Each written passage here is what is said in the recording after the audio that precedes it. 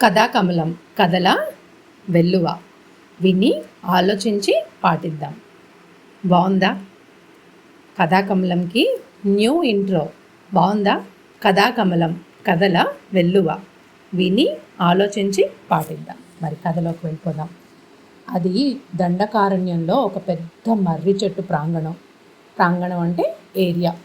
మర్రి చెట్టు అంటే తెలుసు కదా, బనియన్ ట్రీ. ఎన్నో కాకులు నివసిస్తున్నాయి ఆ మర్రి చెట్టు మీద. వాటికి రాజు మేఘవర్ణుడు. కాకుల రాజు ఎవరు? మేఘవర్ణుడు. ఆ చెట్టుకు సమీపంలో ఒక కొండ గుహ ఉంది. అంటే ఒక కొండ, దాంట్లో ఒక చిన్న గుహ, అంటే ఒక ఇంటీరియర్ స్పేస్ ఉంది. దాన్ని కొండ గుహ అంటారన్నమాట. ఆ గుహలో చాలా గుడ్లగూబలు ఉండేవి. గుడ్లగూబలు అంటే తెలుసు కదా, బ్యాట్స్, ఓకే, మ్యామల్స్. ఉపమర్దుడు అనే గుడ్లగూబ వాటికి రాజు. బాగుంది కదా. కాకుల రాజు మేఘవర్ణుడైతే గుడ్లగూబల రాజు ఉపమర్దుడు.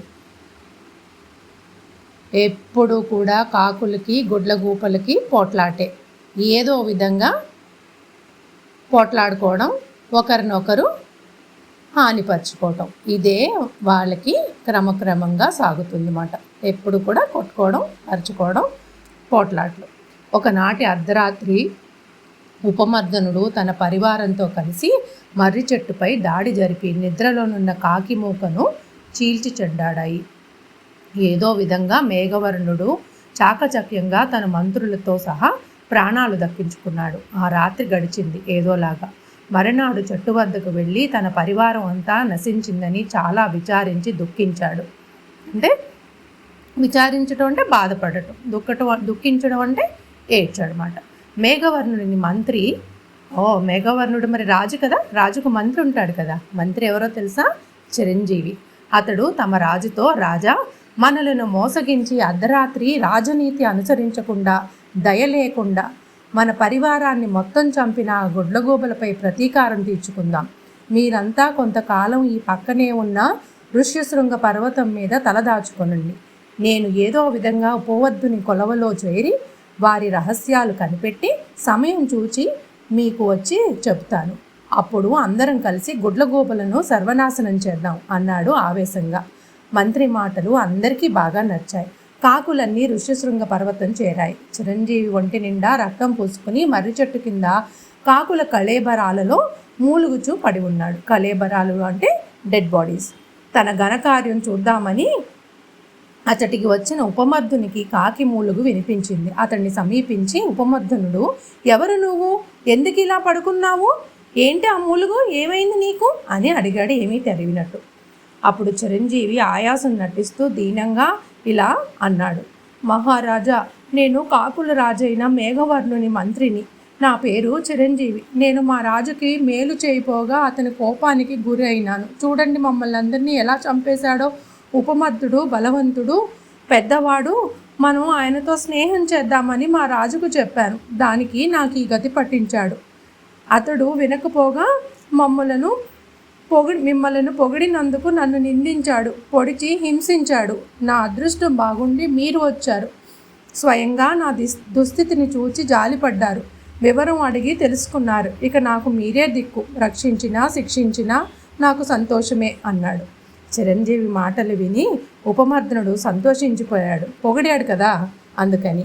ముందు వెనక ఆలోచించక అతన్ని తన వెంట తీసుకొని పోయి ఆదరించాడు. ఇక్కడ గమనించండి, ముందు వెనక ఆలోచించకుండా చిరంజీవిని తీసుకెళ్ళి ఆదరించాడు. అతనితో స్నేహం చేయసాగాడు. క్రమంగా గుడ్లగూబల రాజ్యంలో చిరంజీవి ఒక్కడవటమే కాదు, వారికి మంత్రి అయ్యాడు. నమ్మకంగా ఉంటూ ఉపమర్దుని కోట, ఆయన ఆ గుహ రహస్యాలు అన్నీ తెలుసుకున్నాడు. ఒకరోజు రాత్రి గుడ్లగూబలన్నీ గాఢ నిద్రలో ఉండగా చిరంజీవి నెమ్మదిగా బయటకు వచ్చాడు. గుహద్వారాన్ని గడ్డితోనూ ఎండు చిదుగులతోనూ కప్పేశాడు. ఎండు చిదుగులు అంటే ఎండిపోయిన ఈ చెట్లు ఉంటాయి కదా, అవన్నీ. గబగబా ఋష్యశృంగం చేరాడు. తన రాజుగారిని మిగిలిన వారిని లేపి మండుతున్న పుల్లలను ముక్కులు కరుచుకొని వచ్చి గుహకు నిప్పు అంటించేశారు. అందుకే ఆ గుహకు ముందు ఆ ఎండిపోయిన ఆకులన్నీ పరిచి వెళ్ళాడనమాట ముందే. కాకులన్నీ కలిసి రెక్కలతో విసిరి మంట పెద్దది చేశాయి. చూసారా రెక్కలతో ఇలా మనం చిన్నప్పుడు చూసాం కదా, మన తాతమ్మ జేజమ్మ కుంపట్లో కొంచెం తక్కువ నిప్పులేసి విసనగరతో ఇలా విసురుతుంటే నిప్పు మంటలాగా వస్తుంది, అలాగన్నమాట. గుహ అంతా పొగతో మంటతో నిండింది. తప్పించుకునే దారి లేక గుడ్లగూబలన్నీ అందులో కాలి బూడిదైనాయి. అందుకే అంటారు శత్రుశేషం ఉంచరాదని, శత్రుపక్షం వారిని చేరదీయరాదని. అది ఈ కథలో నీతి. మరి కథ బాగుంది కదూ. కథ టైటిల్ ఇవ్వనా? మరి మీరు ఇవ్వట్లేదు కదా, నేనైనా ఇవ్వాలి కదా. కథ టైటిల్ శత్రుశేషం శత్రుపక్షం. మరి మొదటి ప్రశ్న, కాకుల మంత్రి చిరంజీవిని ఈ కథలో ఆలోచించినప్పుడల్లా రీసెంట్గా మనకి ఏ హీరో ఏ మూవీ గుర్తొస్తుంది? కాకుల మంత్రి చిరంజీవి క్యారెక్టర్ చూసి ఆలోచింపచేస్తే దాన్ని పిక్చరైజ్ చేసుకుంటే రీసెంట్గా మనకి ఏ మూవీలో ఏ హీరో గుర్తొస్తున్నారు? మరి రెండో ప్రశ్న, మనకి శత్రుశేషం శత్రుపక్షం వీడాలి అని అంటే మనం డైలీ రొటీన్లో ఎలా వ్యవహరించాలి, అంటే ఎలా మెలుగాలి, ఎలా ఉండాలి అనేది ప్రశ్న. మరి ఈరోజు స్పెషల్ డే ఏంటంటే వరల్డ్ డ్యాన్స్ డే. 1982లో ఈ డేని ఇంటర్నేషనల్ డాన్స్ కౌన్సిల్ వారు ముందుకు తీసుకొచ్చారు to provide the dance art globally.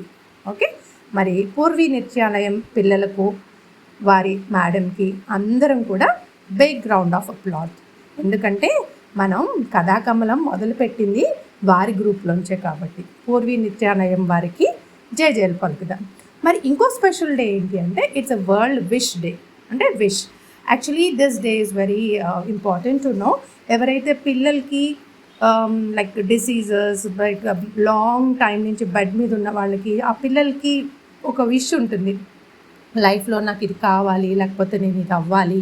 ఆ విష్ని తెలుసుకుని ఈరోజు ఏప్రిల్ 29th రోజు ఆ విష్ని వాళ్ళు ఏదో విధంగా వాళ్ళకి జరిగేలాగా చూస్తారన్నమాట. హాస్పిటల్ స్టాఫ్ కానీ వాట్ ఎవర్ అసోసియేషన్ వాళ్ళు కానీ. That is the world wish day. మరి ఉంటాను. కథాకమలం కథల వెల్లువ విని ఆలోచించి పాటిద్దాం. సర్వే జనా సుఖినో భవంతు, లోకా సంస్థాం సుఖినో భవంతు. జై హింద్.